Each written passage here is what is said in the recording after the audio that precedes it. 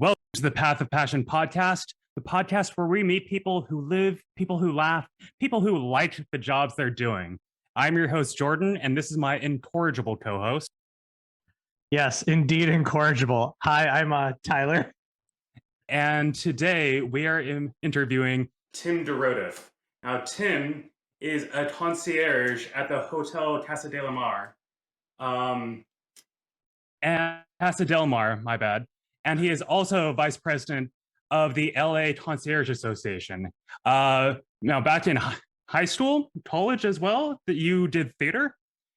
So yeah, go ahead. Yeah. So I just want to know, as someone who also did theater a bit in high school, a bit in college, like how did that transition work for you? Because I remember reading that some of those skills were like very useful in your day-to-day life now. Yeah, so I've actually been doing theater. So I was really shy as a kid. And so my mom really tried to socialize me throughout most of my youth. And the one thing she finally, before giving up on me, decided to get me into theater at about 6. And so it really stuck. For whatever reason, I fell in love with it. So I've been doing it since I was about 6. And yeah, so in one of the recent profiles that I was interviewed for, it sort of talked about how a lot of the skills required for theater definitely are required in the hospitality industry as well. You're definitely always on. You definitely have to think on your toes. You definitely have to be gregarious and a problem solver. So those are all qualities that I see at the desk. So we actually, 2 episodes ago, we just talked to a voice actor, and something that at least I have seen, talk to him, he's seen, is that a lot of performance is affecting a certain character. So in your day-to-day, you said you were a shy person growing up. Yeah. Are you putting on a character in some ways that is an extension of yourself? Oh, definitely. Yes. So I'm definitely still a relatively introverted person, I'll say. So whenever I'm at work, it's definitely a character that I sort of evolve into. And then I think all of us who work in hospitality sort of have this like hospitality face that we sort of put on. We're like, even if the house is burning down, we're gonna make everything seem like it's okay. So it's definitely it's acting. That's acting in its essence, right? Yeah. I guess how do you transform who you naturally are into like such an outgoing character for your job? Like, what is that process like for you?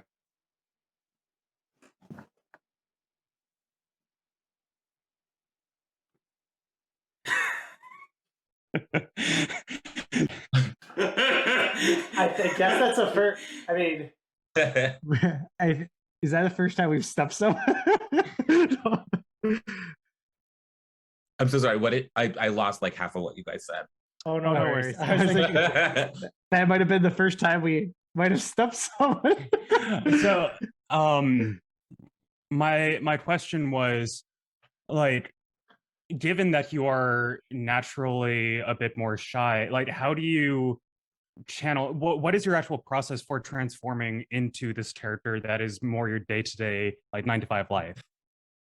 I've been doing it for a while at this point that I'm sort of confident in what I'm able to produce and what I'm able to deliver to the guests that I have as a product. But I think it's very similar to like stepping on stage, especially when I was sort of newer in the business. It's you sort of like have to turn off yourself and just sort of, it's like a blank canvas. You never know what's going to happen during the day. And that's kind of what I fell in love about working in the hospitality industry, is every day is a new problem. It's a new situation. It's a new guest. It's a new question.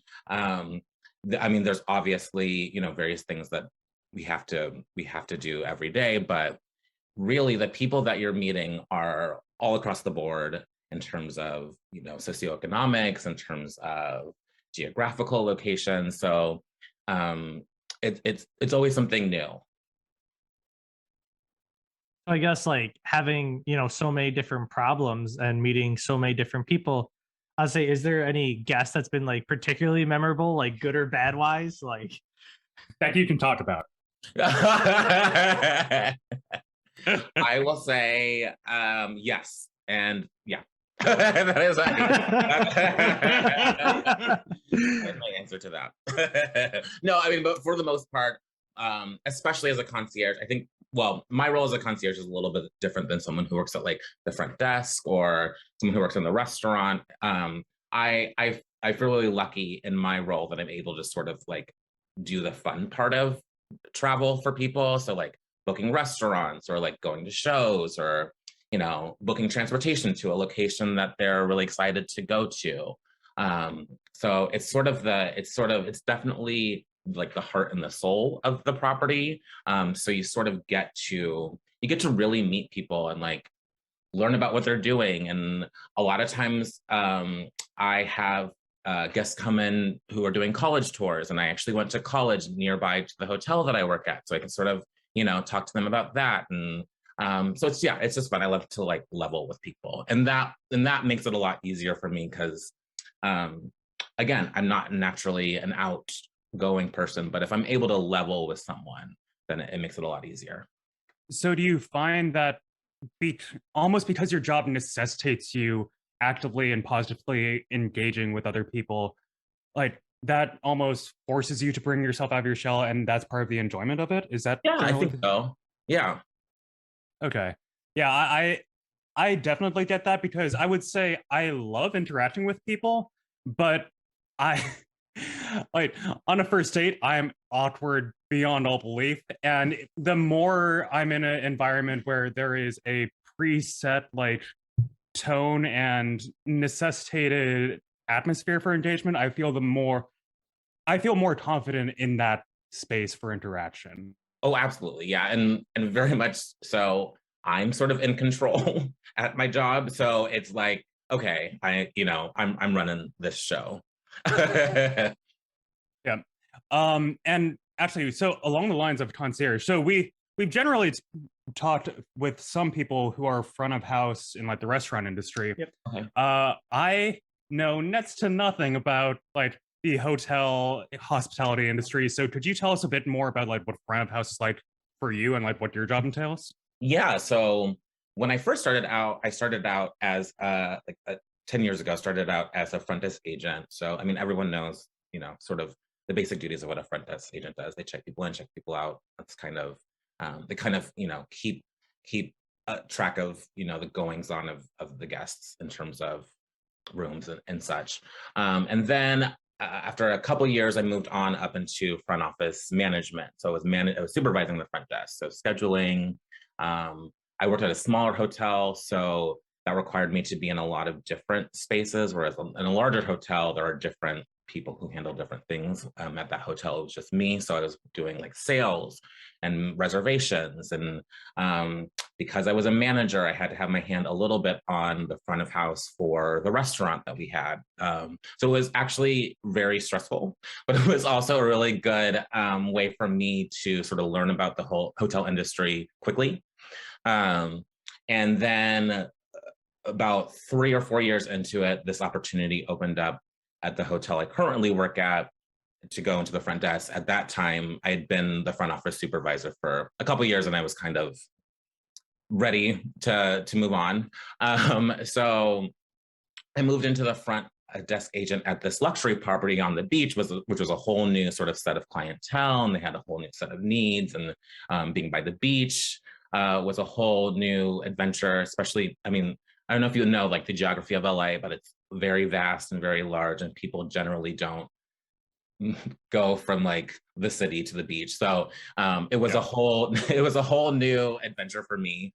And so after a few months, I kind of was like, oh, I've kind of mastered this. And so this opportunity at Concierge opened up, and that was a whole other beast. And I'm still not, you know, I don't know if it is possible to tame the beast of being a concierge, because there are so many off the wall requests all the time from guests that, yeah, I mean, especially in a city like LA that's so vast and so big and so ever evolving, it's I don't think it's possible to sort of keep a pulse on it 100%. So it's something that I continuously am intrigued by. It's something I'm continuously challenged by.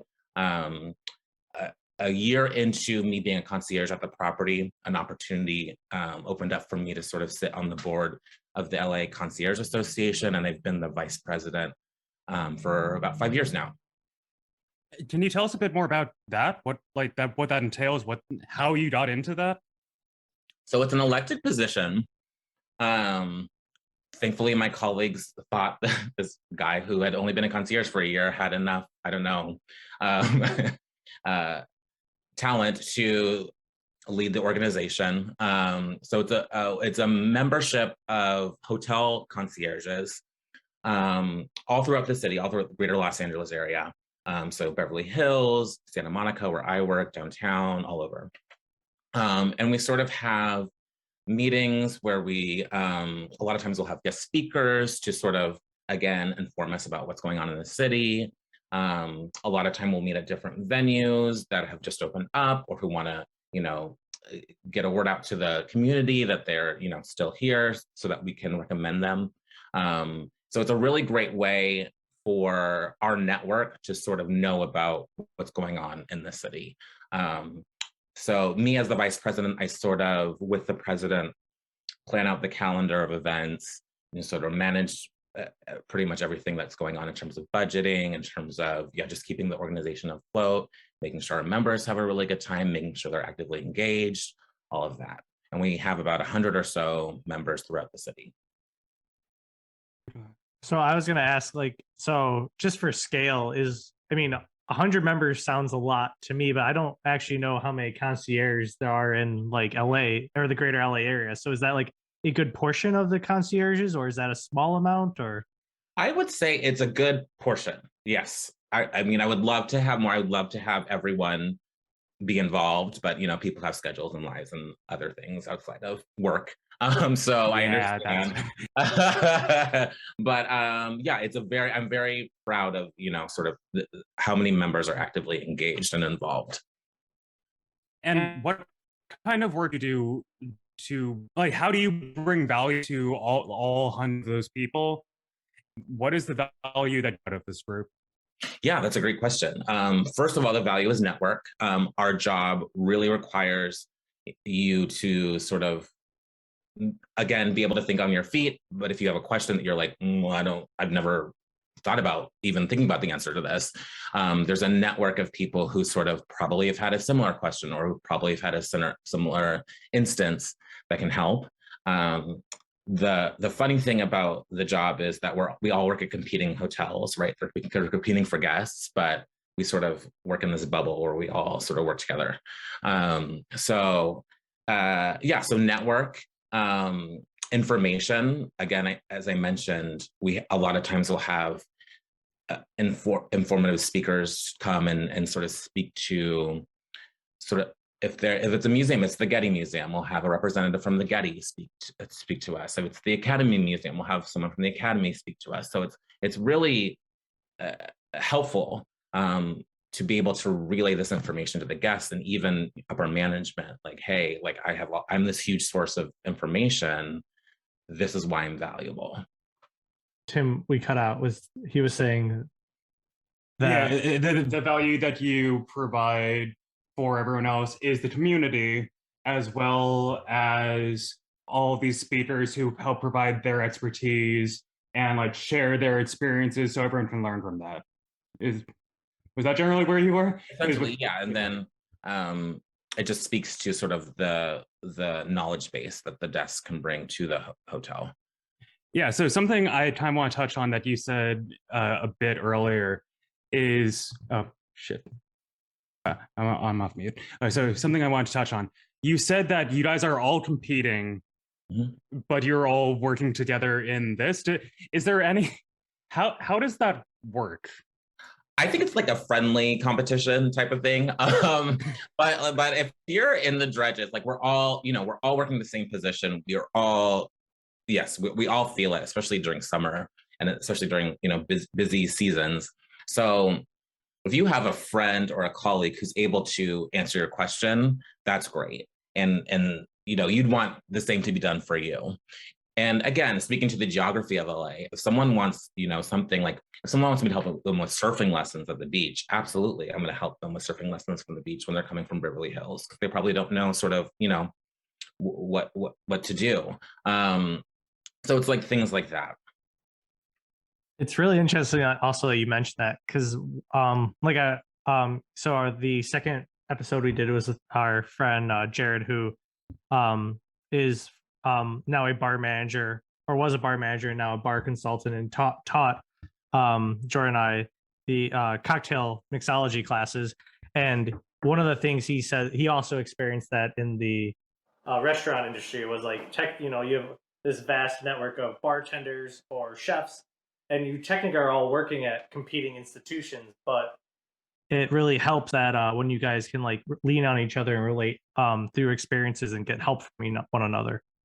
Yeah, absolutely. I mean, I think that's something that is throughout the hospitality industry. I know that our sales teams meet together to network. I know that our general managers meet together to network. So yeah, definitely we're competing, but I think it just behooves the hotel industry to sort of figure it out together. So one thing in our last episode, we had the owner of an escape room in this general area, and he said in his case, him and the escape room community generally work together, because if someone has a positive experience at one place, then they might recommend other places, or there's a general better image of escape rooms in general. So I guess I was wondering, like, how much does the overall hospitality image play into your industry? Yeah, and I was just going to speak to that. So we have in the hotel industry, it's called a comp set, and it's like the hotels that compare to your hotel. And so a lot of time, people will travel within that comp set. So say someone's saying, I'm going to keep using the example of Beverly Hills. There are a number of hotels that are similar to ours in Beverly Hills that we see a lot of back and forth between. So yes, exactly. If someone has a great experience at this one hotel that's similar to mine, then they're probably going to want to travel to mine. And again, a lot of these hotels are under branches like Hilton, or under these big umbrellas that guests sort of bop around between.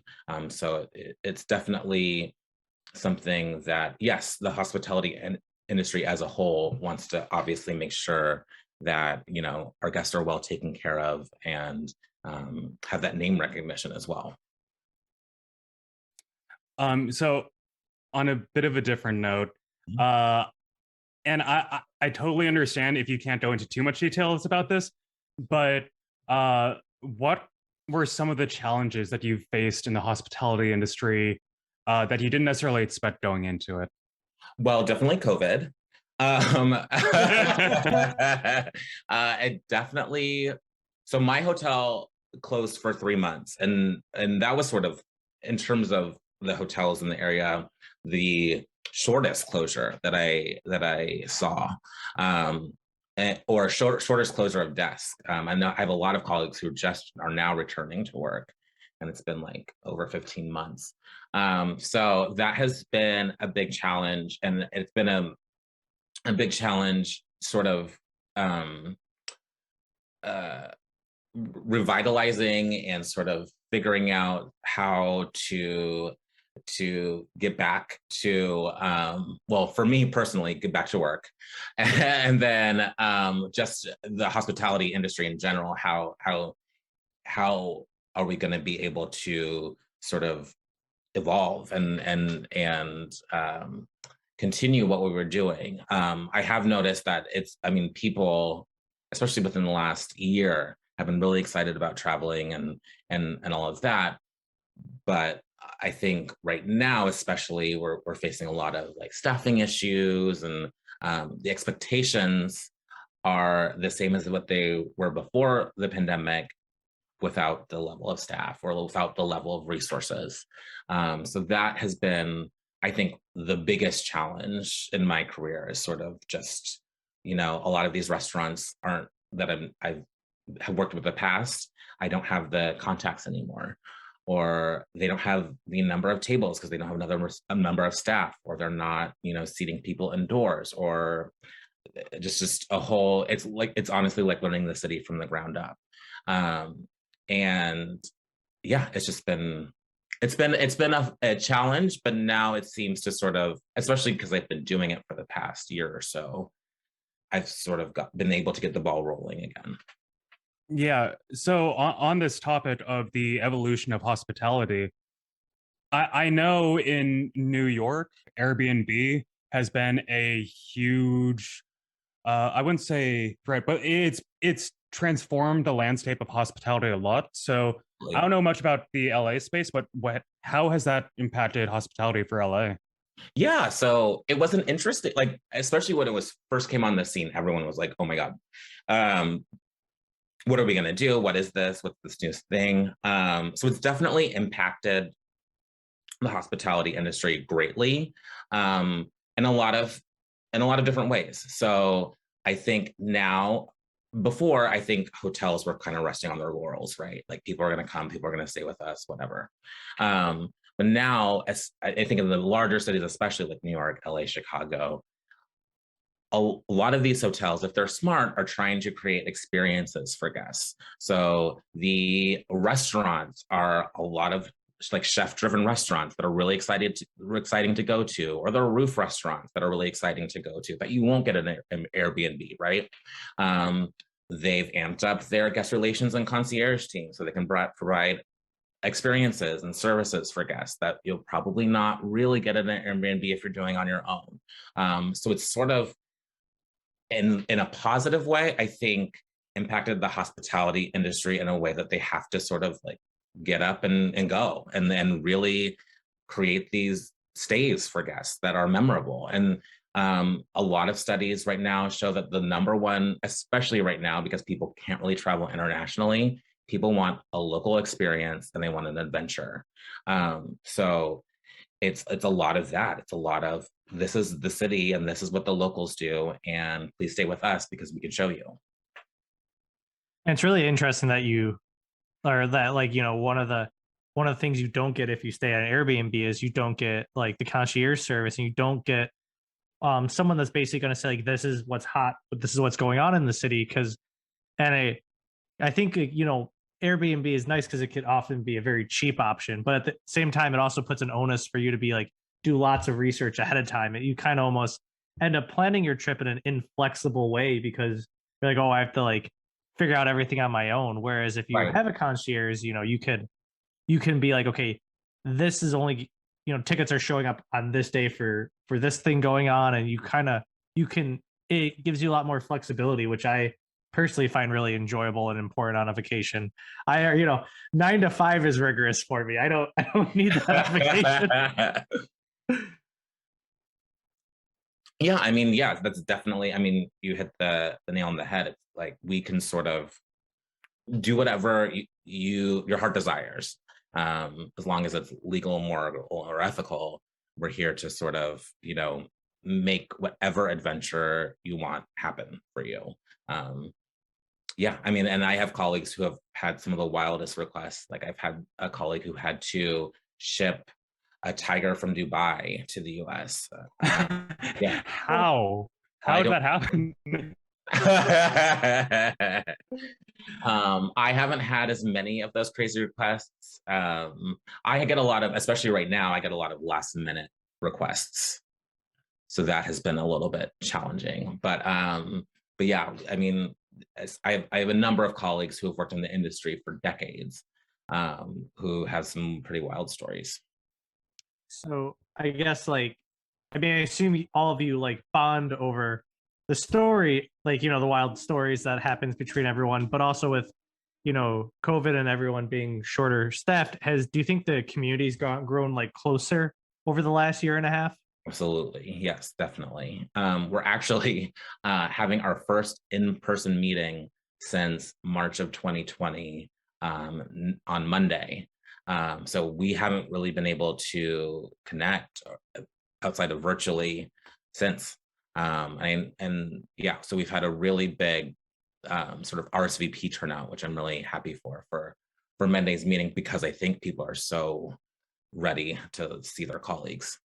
Yeah, I think that's pretty universal. Yeah. COVID's been pretty exhausting in terms of, Yeah. I think even if you're an introvert, Right. there's Yeah. a level of engagement that you still want. Like, Yeah. and a year away from people is a lot of time. Yeah. I mean, I live alone in a studio. And so like the first like month, I was like, this is great. And then after a month, I was like, oh. And then I actually got to move. So I'm from Sacramento, which is about 400 miles away. So 6 hours in a car, about an hour flight. And my family still lives there. So I spent the time the hotel was closed with my family up north in Sacramento, which was a really big blessing that I'm thankful for. And and it was also because I was like, I can't live alone in a studio anymore. And was able to spend time with them. And by the time the hotel called me back, was really ready to sort of like be around other people too. Yeah, it's one thing I've noticed about like at work, when I get vacation, there's like a limit to like how long I can personally go without, you know, doing something, I guess, I don't know if productive is the right word for it, but like I need something to go do with my time. There's only so much I like. I mean, I love my parents, but if I'm with them for 3 months and like we're not like, you know, going off and doing our own thing every day and coming back together at the end of the day, but if I'm like forced to be in a room with them for 3 months, I'm pretty sure we'll have like The Shining happen. Like, yeah. We're lucky. We live on over an acre, so there's like a lot of space. Yeah. To sort of not be near everyone. So when you want to be next to them, yeah, you exactly. can. Yeah. But when you want your own time, you totally can. Yeah.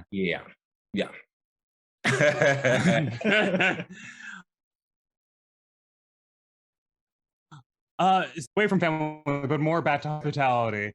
What keeps you what are the big high points keep you in this industry? How long have you been in hospitality now? So pretty much since I graduated college, so about 10 years or so. I've been in the hospitality industry. What keeps me in it? I think, like I mentioned, it's never something. Nothing's ever the same each day. I find new challenges every day, especially at the role of the concierge with what I do. I find new ways to finesse what I'm able to do. I just finished training my colleague who was a former bellman. So a bellman is someone who, or in a lot of hotels, it's called a porter, who handles the luggage of the guests. And so sort of training him allowed me to sort of step outside of what I was doing in the process and sort of, you know, figure out what I could do better and what we could be doing better in the department. And yeah, I mean, I think it has a lot to do with LA too. Like I love the city and it's so exciting and there's so much to do all the time and there's so much going on all the time that it definitely keeps me engaged and definitely being a part of the organization as well. It's a lot of planning, but it's a lot of really exciting networking with people I never thought I would be in touch with. Yeah, it just keeps me, that's sort of what keeps me going. I'm always interested. I never know who I'm gonna get an email from. I never know sort of what's gonna happen the next day, and it could be on a weekend even. So yeah. So it's a very dynamic environment. You're always learning. You're always doing new stuff. and meeting people that you wouldn't imagine meeting in like millions of years. Is that generally Yeah. the case? Yeah, exactly. Okay. Yeah, I can see that.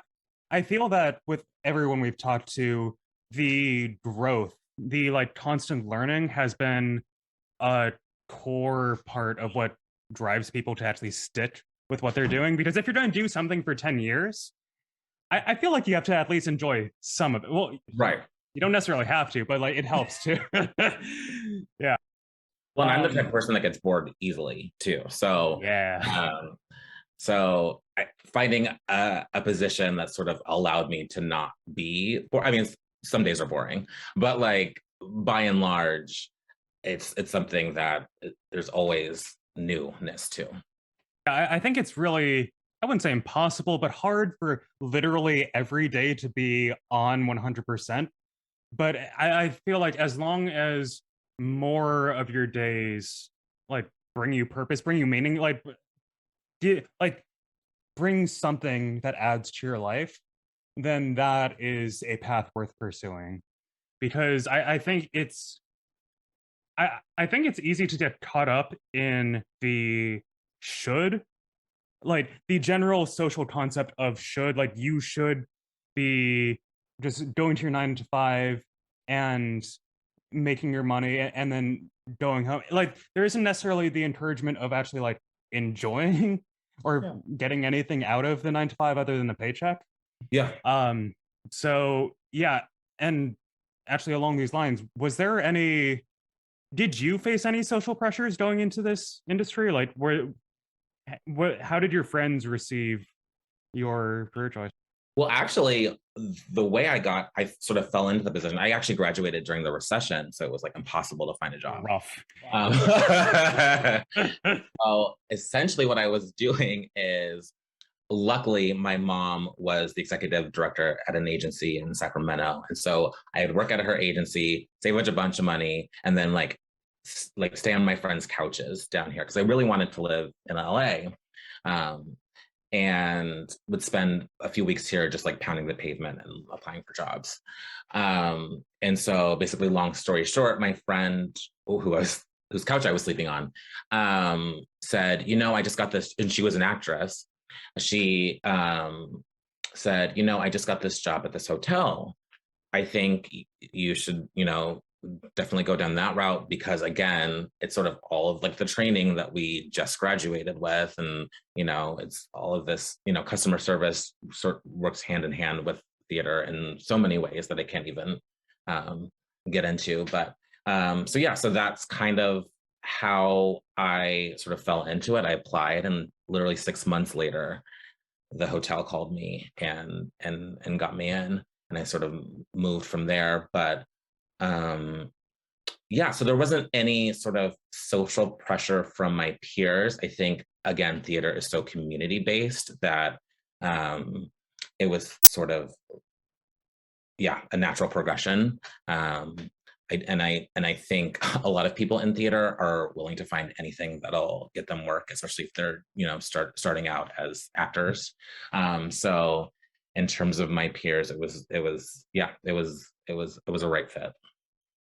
So the theater community was like very not just supportive, but it was kind of an Like integral support. What? Yeah, it was sort of like a no-brainer. Yeah. Yeah. And again, the recession, everyone was sort of just like, whatever job. Yeah. No, totally fair. I don't envy you having to find a job in that environment. Do you still keep up with your theater friends? Like, are you still involved in the theater community? I am not involved in as much as acting, but I do. Some of my theater friends are still some of my closest friends that I have now. My college theater friends who I went to school with are definitely my closest friends that I have now. After I found work in LA, I lived with them for a year before they went on to New York to do bigger things, and I stayed here to go into hospitality.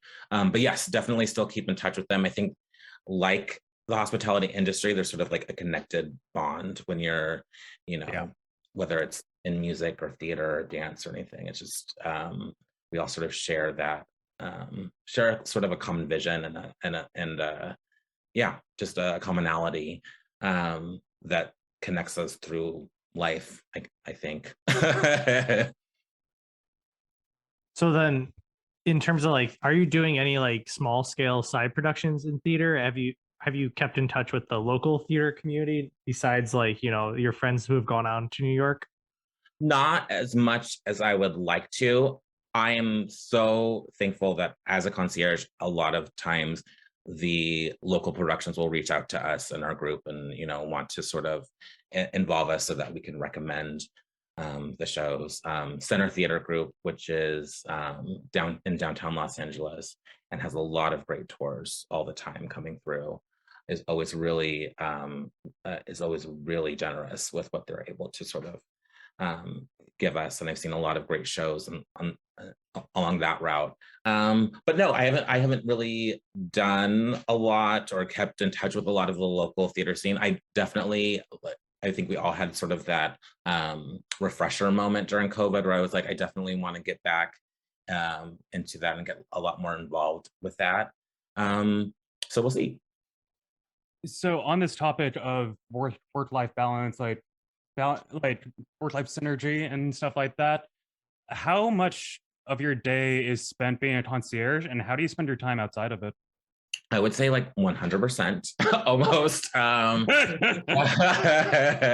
Well, because literally driving home, I'm like, oh, I haven't seen that restaurant. I should probably check that out. Or I haven't seen that random like shoe shop. I'm sure someone will ask me about that 2 years from now. So yeah, it is a lot of just trying to keep random stores in your head so that when because someone will ask, you have that memory for it. But outside of that, I try to stay active. I like to exercise. I ran a marathon a couple years ago. Oh, damn, nice. I'm a runner. Yeah. So yeah, just different activities. I think during COVID again, we all sort of found the value in work-life balance. Beforehand, I was like, go, go, go, go, go. Especially when you live in like a big city, it's like the hustle all the time.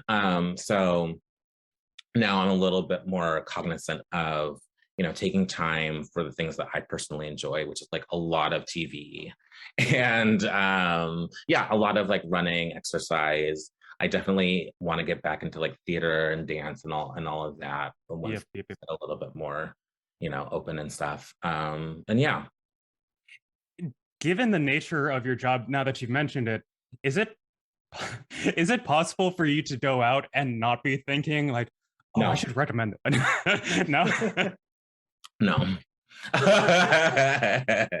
No, I mean, I can't speak for everybody, but like, I'm always like, oh my gosh, that place is there now, or that was something else before, or I wonder if they did this, how that would be different, you know? So it's just, yeah. Like Yeah. I went to this restaurant the other day and they were next to an art gallery. And I was like, do you know what would be great is if they could have dinner in the art gallery? Because I'm sure someone will ask for something like that. Or yeah. It's interesting because I have an uncle who works in fine dining as he's been a waiter for very long time. He's worked at like Michelin, Forbes, like rated restaurants, Fantastic. and he has some interesting stories which I'm not at liberty to share. Right. But what I am at liberty to share is there was one time where he has been pretty like heavily integrated into the environment, and so he has been around to help like decide whether or not a new chef should join on board for one of the restaurants. And one time a chef came in and made a copy of a dish at a restaurant just like a block over, and he was like, "Oh, this turned out great," when this guy over here made it last month. So the guy didn't get a job, and my uncle, he really likes fine dining, but he also, for him, he also, that isn't his entire life. Like he goes to a local McDonald's sometimes. Right. And so he went to a local McDonald's, and the chef saw him, and he was like, "How dare you criticize me when you're eating this filth?" And he's like, "Hey, I'm not the one who just cloned someone else's meal." Right. So it's interesting to see, especially in these like high high focus environments where there's so much attention paid to every aspect of the experience that can be life consuming. Like, in some ways, what boundaries get established, if any? That's a great question. I don't know if I have the answer for that. It is something I enjoy, and I enjoy sort of learning and being aware and exploring. And I think if I didn't, then that it's something I would be very aware of if it was like turn it off, Tim, but it's something that I really like. Even if I go to a different city, I'm like, oh my gosh, like this is so, this is I'm lucky enough with my position as the vice president that I'm able to sort of go to conferences and to meet with my colleagues, and a lot of times they'll showcase their cities, and I think that's so great because it's so interesting. I studied abroad when I was a kid a few times in high school and in college, and that was always something that's always something that I consider sort of a hallmark of growing up, that I was able to sort of go and explore and walk down random streets and learn about them and learn about history and art and everything. So I think at some point, definitely, I will probably need to turn it off, but I haven't gotten there yet. I mean, that's at the same time though, it's like, yes, you're always like kind of on being like, oh, I could recommend this to someone, but also, going out and exploring is just something a lot of people like to do. Like me and my girlfriend are, you could either call us foodies or you could call me an amateur chef, because like I do like cooking myself, but like, we just do it. We just go out exploring for new types of food on our own, and we're not even recommending it. So I could also understand why it's a lot. There's almost not a need to set a boundary, just because it could also just be a separate hobby you really enjoy. Yeah. Well, Absolutely. so actually, the way you've been describing it actually reminds me a lot about magic for people who like magic. Okay. In that, I personally, I've tried learning some basic stuff. I'm terrible. I would never perform in front of anyone. But I love learning how magic tricks are done, like how the mystique and prestige works. Because even though it's not necessarily like, for some people they say it kills the magic, but for me it's like, holy shit, that's so cool. And like Penn and Teller, they have described that their show where they have on guest magicians to fool them, like they have that show because they love being fooled. They love learning new magic that they have no idea how it works. And so I feel like there can, to me at least, it seems like if you actually enjoy peeking behind the curtain, then there can be a lot of joy to be found in any industry where the curtain can be almost life consuming. Yeah, no, I think that's a stellar way to put it, because a lot of times it is these magic moments that we're creating for guests. Like, oh my gosh, how did that car know what my middle name was, or how did that driver know what my middle name was, or how did we have champagne waiting for us? We didn't tell anyone it was our anniversary, or we didn't tell anyone what we were here for. And so it is, yeah, it's a lot of creating magic moments and sort of, yeah, that little behind the curtain action that does keep me going a lot of the time. Actually, along the lines of magic and Siegfried and Roy, Siegfried and Roy. Everyone knows what you're talking about. Yeah. I still am really curious how your friend got a tighter. I don't know either. I don't know. He's a much better concierge than me, let's just say. He has a lot more contacts. Yeah, for that kind of magic trick, I imagine you need a lot of contacts to be able to pull those tricks. Well, and that's there's this Society of Concierge, this International Society of Concierge that Really? I Okay. am not a part of yet. That you have to be a concierge for at least 5 years. It's called Le Clé d'Or. You have to be a concierge for at least 5 years. Your general manager has to write a recommendation letter. You have to be sponsored. There's a test. They can cold call you. They can shop you. But then once you get in, it's this like international network of contacts that you can sort of call upon to help in situations like that. It feels like you're almost like becoming like a Freemason, right? Like it's like a secret society. Illuminati. Yeah. It is, yeah. So I mean, if you cool. watch Grand Budapest, it's very much that. Really? Mhm. I mean, I love the Grand Budapest Hotel, but I never imagined any part of it would be reality. Yeah, it's very, yeah. Wes Anderson's films are very toy boxy and very Sort of surreal, yeah. yeah, it's surreal, childlike wonder. So I've never imagined anything like that could be real. But yeah, I had no idea that there was this international society of concierges. Mhm. Is this well known within the like hospitality space? It is actually hotels, especially luxury hotels, prefer to have. It's called having your keys because they have two keys on their on their lapels, and so essentially having a concierge who's part of Le Play Door makes the hotel look better because they have this sort of international network that they can rely upon if someone comes into the hotel. Yeah. So is this I guess I don't know much about the trajectory within the hospitality space. Mhm. Is this, even though it's not necessarily within your specific company, like part of the general trajectory if you're in like front of house hospitality? If you're a concierge, not like front of house in general, there's so many different trajectories and for hospitality. But yes, in the space of the concierge, that's sort of the end goal.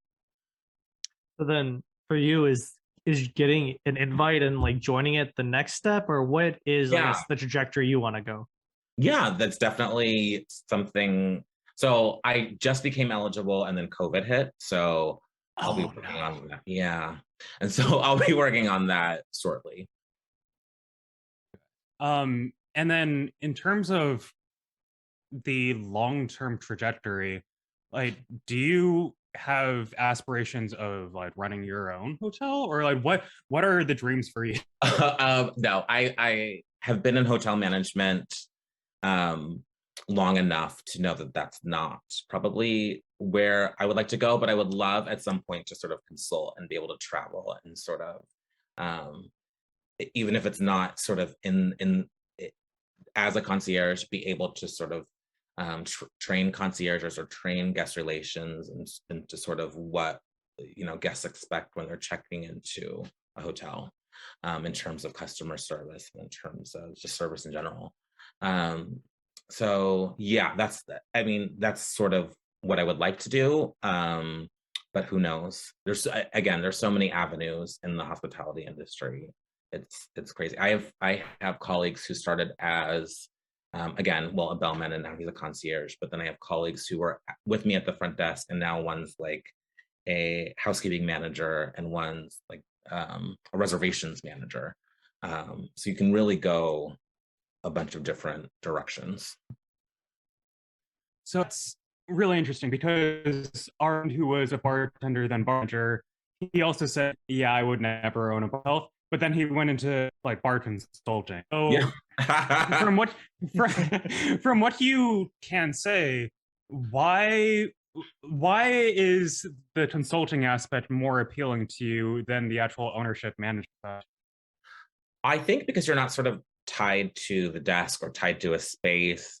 I just, I have such a love of travel and newness that I think that's what attracts me the most is sort of like having a beginning and end to a project and then moving on. Um, Not that I don't love the space that I work in now, but if I had to sort of, move on, and I don't think I would move on unless it was into something like this. Um, it just, I don't know. I'm not one for hotel management.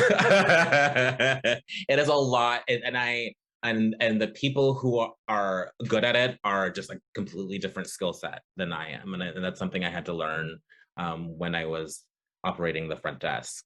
It's a lot of like guest complaints. I mean, there's a lot of great in it, but it's a lot of like guest complaints, and it's a different it's different problem management than I sort of have to deal with at the concierge. Would you say that your experience as a concierge does more tie into your theater, like necessitates more of your like theater performance aspect, whereas being a manager is more of like nose to the ground operations? Is that generally the case? Absolutely, yes. Because yes, well, for instance, a lot of times people come up to me and ask me about something that I've never heard of. So again, acting. But yes, when you are managing a front desk or managing a hotel, it's a lot more operational. It's a lot more making sure ends meet in terms of staffing, in terms of a budget, in terms of making sure that essentially the hotel stays afloat. Whereas at the concierge or guest relations aspect of it, you're really just involved with how the guests are doing and sort of managing that. And it's difficult, but it's equally as important. Right. And I guess the problem solving has to be a lot different, right? Because when you're on the operations side, the problems you're going to commonly see are like someone didn't show up for a staff or a shift, we're short staffed, rooms are overbooked, double booked, stuff like that. And that don't necessarily really require a lot of creativity. The room's overbooked. Okay, can you bump someone? Can you give someone a higher end room? Whereas you're going to get a lot of requests like you're saying, can you bring a tiger from Dubai? Like much more, a lot more creativity. I would say, in just it. so my front office colleagues don't kill me, it's a different kind of creativity. Yes, yeah, it's just a different. Yeah, they're just different. People are expecting different things from you. Yeah, I would say it actually this lines up more with our last episode with Fro, because he's the CEO and like owner operator of an escape room. So he delegates a lot, but there still is a lot of creativity in like every part of the operations side. It just is not at like in his case, it's not at all the same as the engineering creativity. It's more of like how do you market yourself? How do you market your business? How do you retain customers? How do you like actually engage with the new and changing environment? So it is. I think that business ownership and just focusing on the business side, there still is creativity to be had. You just need to be the type to really thrive on that, and you're not going to be engaging with people in the same way. Right. Like a salesperson, like in like the industry I come from, software, a salesperson is going to engage with other people in a very different way than a sales manager. And I know a lot of salespeople who actually don't want to be sales managers because they want that like actual thrill of the hunt experience. Yeah. So yeah, I can understand that there is a different appeal. It isn't that one is strictly better than the other. It's just it's different. Yeah, and kind of speak to that thrill of the hunt thing, is that's definitely sort of what me and my colleagues, I think, most respond to. It's like when you get that request that's just like, I wonder if I can do this. I think I can. I'm gonna figure. It's a lot of that. Yeah. So I totally understand if you can't. Can you share any of your interesting requests that have been made? I get this question. This is the one question that I never have a great response to, and it's the one question that gets asked to me most often. I don't really have. I'm trying to think if I have like a crazy request. I don't have any that are like splashy. Okay, well, what about like just like a really difficult request then? Like, has there ever been like an opening night for a restaurant and you had to, I don't know, get seats for or stuff like that? Yeah, but that's not like that exciting. We had to get tickets to the World Series once. Last minute, and that was pretty difficult. The other day I had to get like a Lambo to someone in an hour to the hotel. Okay. Stuff like that. Yeah. But it's not like, but most of my colleagues would be like, "Mwah," you know? Actually, like going into this, so a lot of your job is fostering and maintaining connections so that you can like address any requests that it's possible. Sure. So in the LACA, you have hundreds of people, and I imagine your network is even much more massive than that. How do you actually go about maintaining and like keeping up with your network?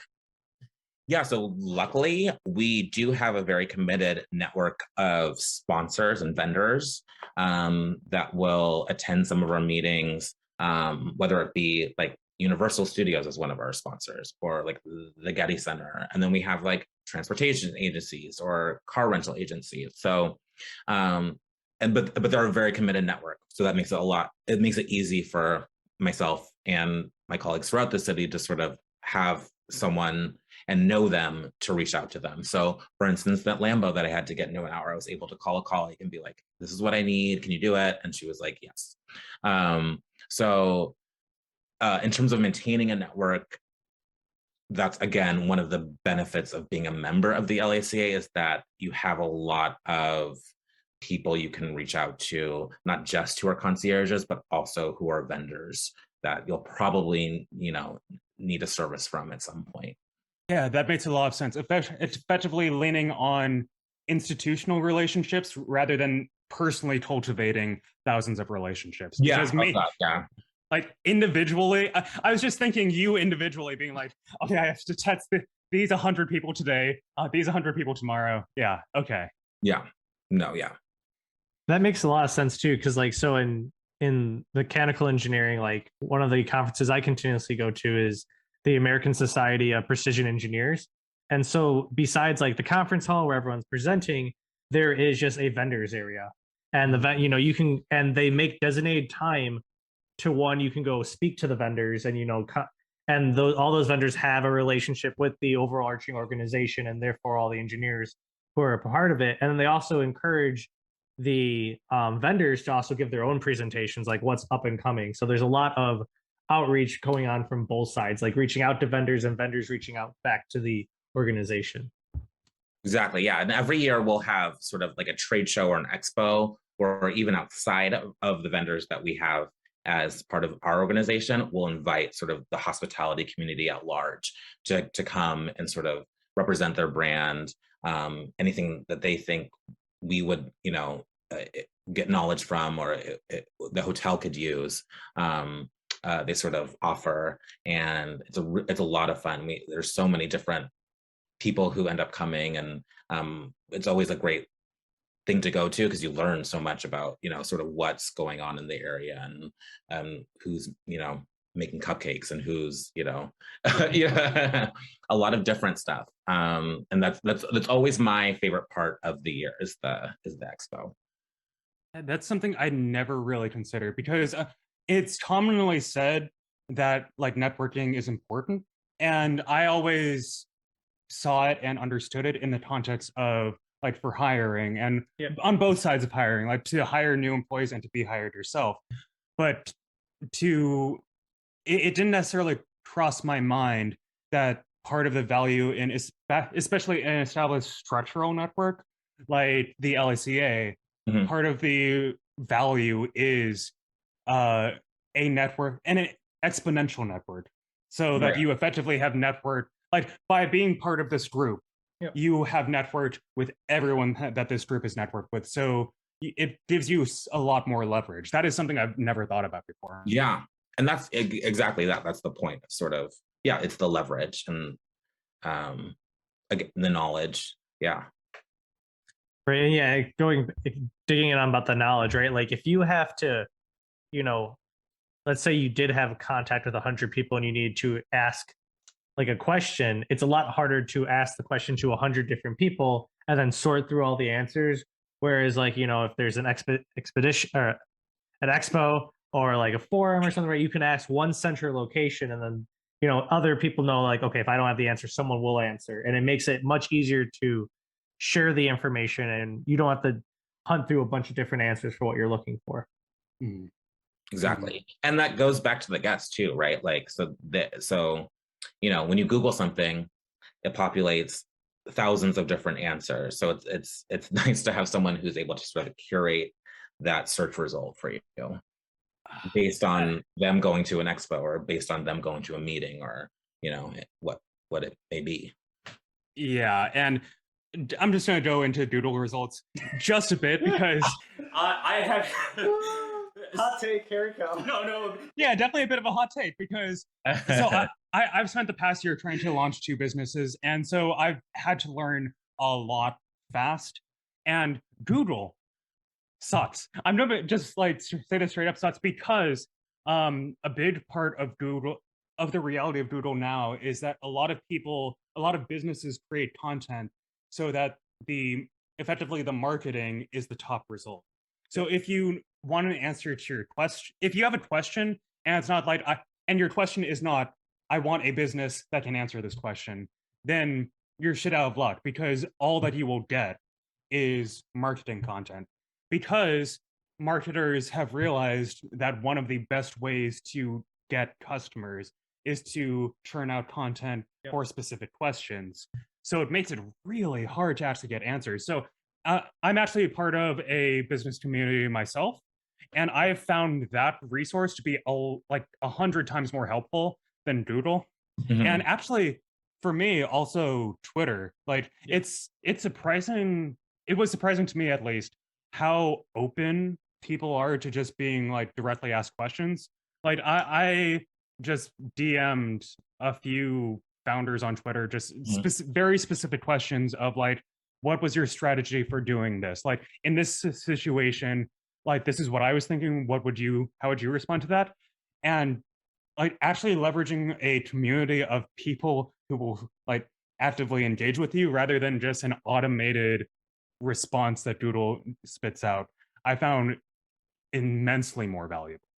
Yeah, absolutely. There's only so much a bot can do, right? Yeah. Like we like to, I think the media likes to talk about our AI overlords coming.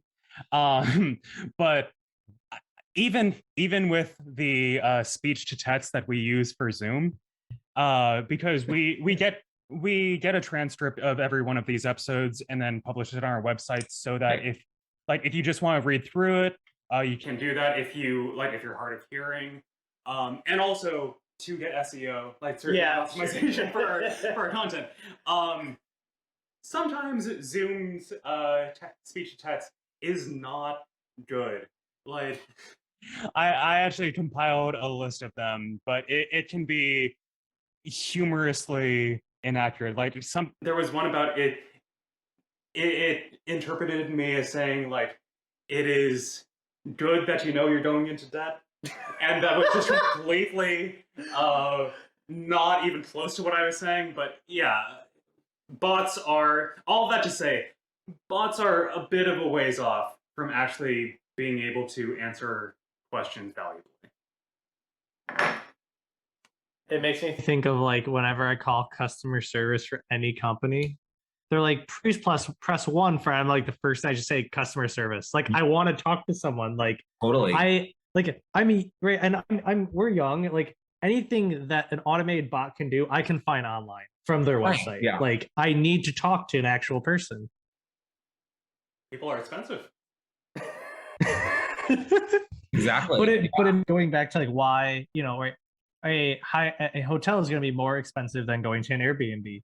But right, if I need to figure out this one, I want to go see this one exclusive thing in the city, like Google's not going to help me find it because it's exclusive, right? It's going to be actually going to and talking to a concierge who has connections that he could leverage. Well, yeah, and that's sort of what I mean. For a long time, there was sort of this like, oh my gosh, like, you know, the role of the concierge, especially with the advent of technology and Google and, you know, all of this, who knows what's going to happen because people can just like find the answers on their phone. And so for a while, I think the industry was sort of like up in arms. But then I think people started to realize that people really want like a real straight answer and not having to like sort of search for one. Especially now, I've noticed people are sort of technology fatigued. I think they've been staring at their phones a lot and figuring out their vacations by themselves a lot. So by the time, and everything's sort of like QR codes now just for safety and cleanliness. And so I think by the time people get to us or me, it's sort of like, I just need you to take on everything and figure it out. I'm getting a lot of like really stressed out mothers who are sort of at their wits' end because they've been with their kids for like a year and a half at home, who are just like, please just like figure out what to do with my kids so that I can go and enjoy myself, or with something that we can all do together that's like relaxing. So yeah, I think in terms of technology, I think, like you were saying, you guys are younger than me, but I think there is this real sense that like I would rather speak to someone than speak to some algorithm. Yeah. And I do have a bit of a like finger on the pulse of like the tech startup area and like Silicon Valley and all that all that jazz. And I think there really is a lack of appreciation in the tech heavy community of how much people actually value interacting with people. Like, I mean, even with Zoom, I'm glad with Zoom we can interview people around the world, but there still is something extra to actually being able to meet someone in person and like read the full body language. So like looking at you right now, I can see the body language of your upper body. Right. There is character there, but the entire spectrum of the human expression, I don't know of any medium that can convey the entirety of human expression other than in-person engagement. And like I was saying before, we're having a meeting on Monday. It's going to be our first meeting together in person in like 15 months. When we first started this whole meeting process during COVID, obviously it was via Zoom, and members were so engaged, and we had like everyone participate, and it sort of dwindled throughout the following months. So yes, I'm really excited to sort of be able to get to see everyone in person.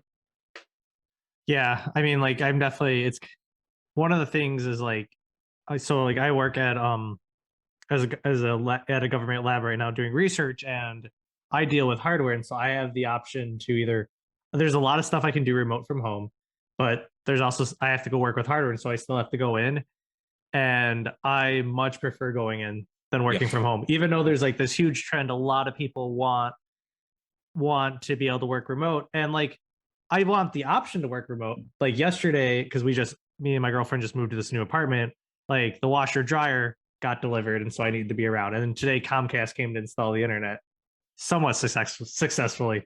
But like, so I like having the option to stay at home if I need to, but in general, I actually do prefer wanting to go see people. Yeah. I feel that. And I think that there is an appeal to working remote, but working remote is not the same as not engaging with people. Right. Like, I think the people who are most successful at working remote, or at least enjoy it the most, are either working remote some days and going in some days, or they are actively engaging with people outside of work. Totally. Yeah. They're at like a coffee shop working remote. They're not at home most of the time. You know what I mean? So there's some sense of someone else being in the space most of the time. Not for everyone, but I would say by and large, that's kind of, and I think when you're forced to do something, it's not as attractive either. So like being forced to do, not having options generally sucks. That being said, having too many options, being swamped with options, having like 100 options that you have to make a decision on in 1 minute, that also sucks. So, having enough meaningful options that you have a meaningful choice that say like, out of these 3 choices, I know that this way will make me the happiest. Where you're not like throttled on what you can do, but you are also not. It's definitely a balancing act. Um, I was gonna say, I think example or that is like with restaurant. I don't want to go to a restaurant that has 100 different things on their menu. Yeah. I Right. want to have like 5 restaurants I can go to that each have 10 things on their menu, but I can like already like sort it. Like I'm feeling Chinese tonight and I'm going to get crab rangoon, or I'm feeling like Italian, I'm going to get like stuffed veal or something. But like I don't want, to go to a place and be like, wow, this is like some like 90s mall like food court. Exactly. Yeah.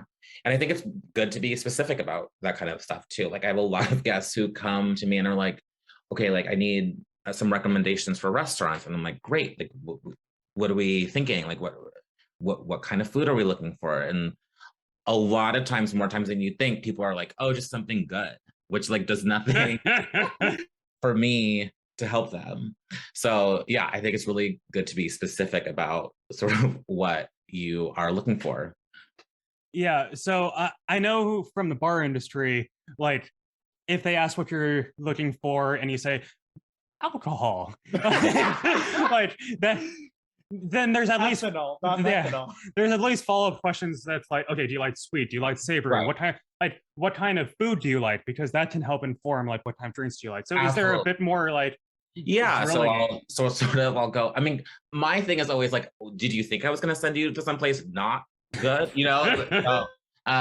No, follow-up questions are usually like, are you looking for any particular ambiance? Are you looking to stay close to the hotel? Are you looking for, and then I'll sort of list off food types like Mexican, seafood, Italian. How are we feeling tonight? How many people in your party? What time? Because that could sort of skew a reservation. So yeah, there's definitely follow-up questions. And then you have to read the person too. So if it's like an older couple, I'm not going to send them to sort of like a trendy, young, loud environment too. But yes, a lot of people will just say something good. And I'm like, it's a challenge, but it's so fun. That response is always so funny to me. Yeah. Along the lines of reading people, like how much have you what was the process of growing in that regard? Yeah, that's been a long process. And I don't even know if I'm good at it now. But it's definitely something that it's definitely a skill that you need to have in the profession.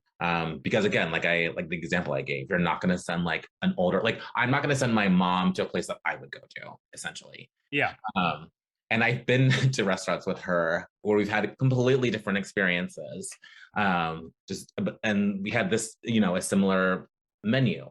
So it's a very important process. I think I'm pretty good at it at this point, but I don't know how you would be able to like quantify that. But yeah, I mean it's pretty general. It's like, age, sort of where someone comes from. A lot of times people from New York will definitely tell you they're from New York firsthand. And then it's sort of like, I'm not going to, and sort of that skews my recommendations toward them. I think I know what they're looking for, or the experience that they're looking for, not the food, sort of what they're used to or what they're looking for. Mm-hmm. So then I guess as a follow-up question, that has like COVID, like, because a large part of reading someone is their facial expressions, and we had to wear masks. So did that make reading people a lot more difficult at all? That's a great question. I don't think so. Again, I think just based on, I think there's a number of other factors, like I said, age, or where they're from geographically, that sort of assists you. If it's a couple, that sort of is a telltale sign. So not in terms of the masks. It's a little bit, I think, harder for people to read. Like it's a little bit harder to read in terms of like interpersonal communication. Yeah. So you sort of have to like really be over exaggerated in your facial expressions. So it's like stage theater rather than like movie. It really is. It's like, okay, let's throw this to the back, let's project with your face. And so it's a lot of like really intense smiles with like just your eyes. Yeah, I mean, we have been wearing masks since we opened back in last July. There was like 2 weeks that they lifted the mask mandate in California, and then LA County sort of closed it back down again. I mean, I've been in a mask pretty much since for over a year with guests. So it's been interesting. Yeah. So I imagine in a lot of ways, the value you bring is being able to read people ideally better than they can read themselves. Yeah. So a bit of a related question. How has that impacted your like interpersonal relationships outside of work? That's a great question too. You guys are on a roll. We try. So especially if I've had a few drinks, I'm always the one to sort of like interrogate and interview, which I think helps in my profession as well. And I think I don't know which started first.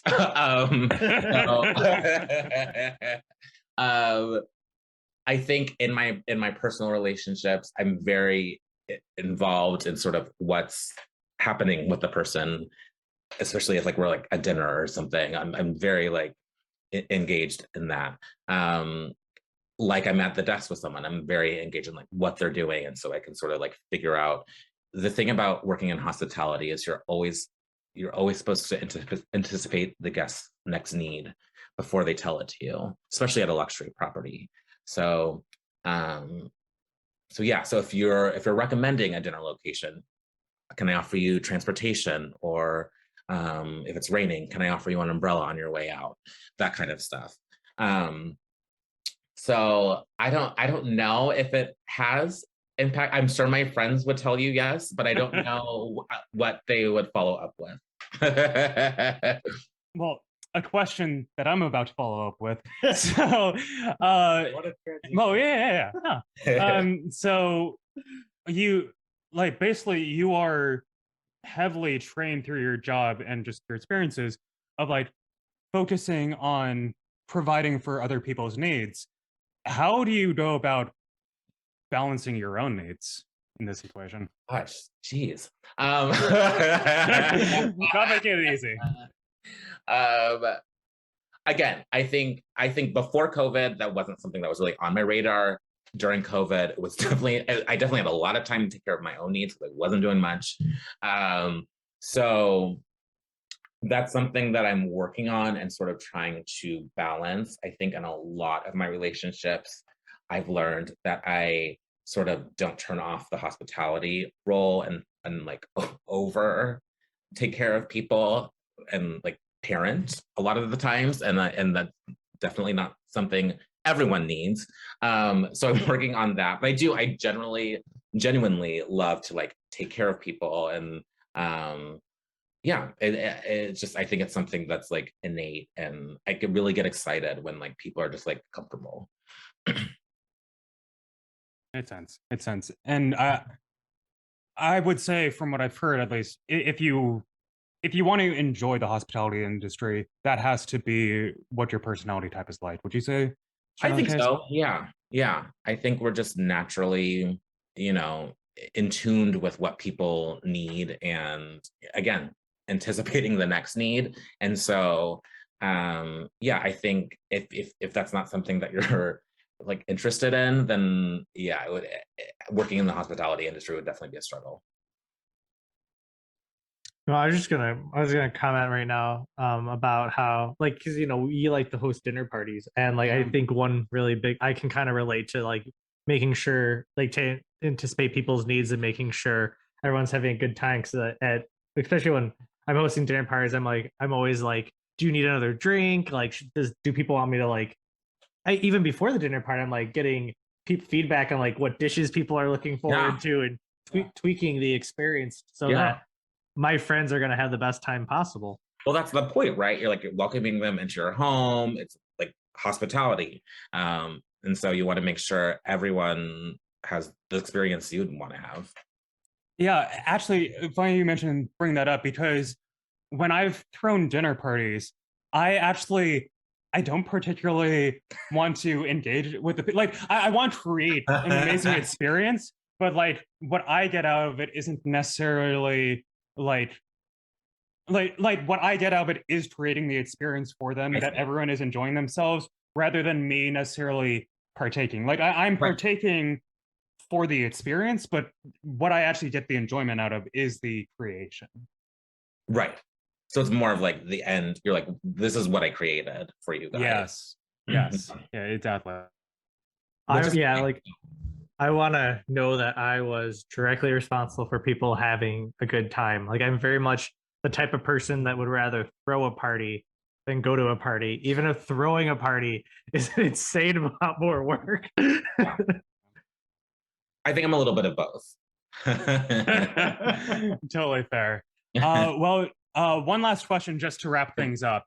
For people who have heard this and are interested in getting started in hospitality, what would you recommend their path look like? How would you recommend they get into it?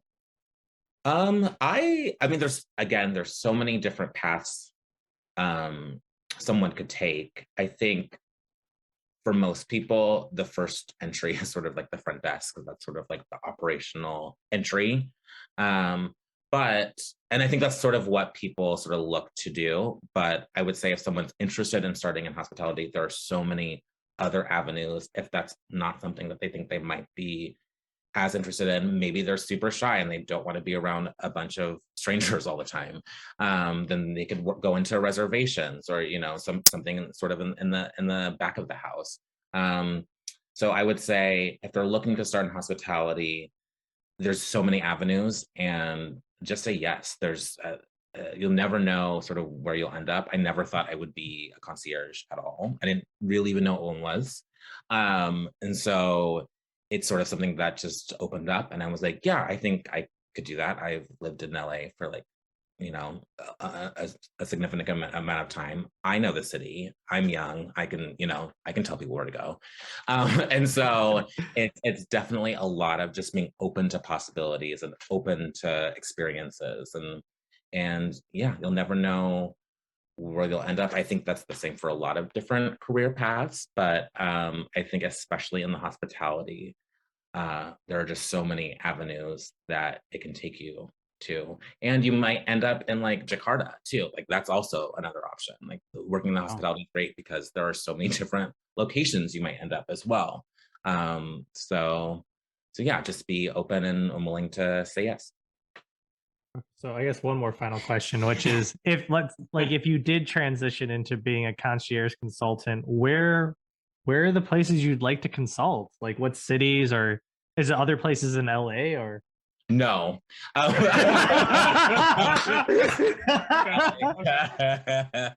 know the city pretty well. I've lived here for like 15 years. So like, yes, I would like to, as much LA is like my home and my home city. I love it. But if I was going to get out there, I would get out there. Paris is one of my favorite cities. I studied abroad in Germany in college. I'd love to go back. Sprichst du Deutsch? Ein bisschen Deutsch, ja. Next week we'll have the German version of this. That's as far as it would go. Yeah. Same. Yeah, anywhere, actually pretty much anywhere except for like Antarctica, because I don't do well with cold. I don't think there's that many hotels. Right, exactly. But you never know, they could be building one. Hotels are building everywhere. So yeah. Okay, well, thank you very much for joining us, Tim. It's been a pleasure. This was so much fun. Yeah, for sure. I have one more question that I'd like to ask completely off the record. Okay. So we're going to say this is the end of the episode now. Thank you very much. Have a nice night. And now we are going to stop the recording. That's it for today's episode. If you enjoyed it, we'd really appreciate if you like, comment, and subscribe, which is apparently possible on most podcast platforms now. Or if you gave us a coupon. Or maybe a free meal finally. I thought there was no such thing as a free lunch.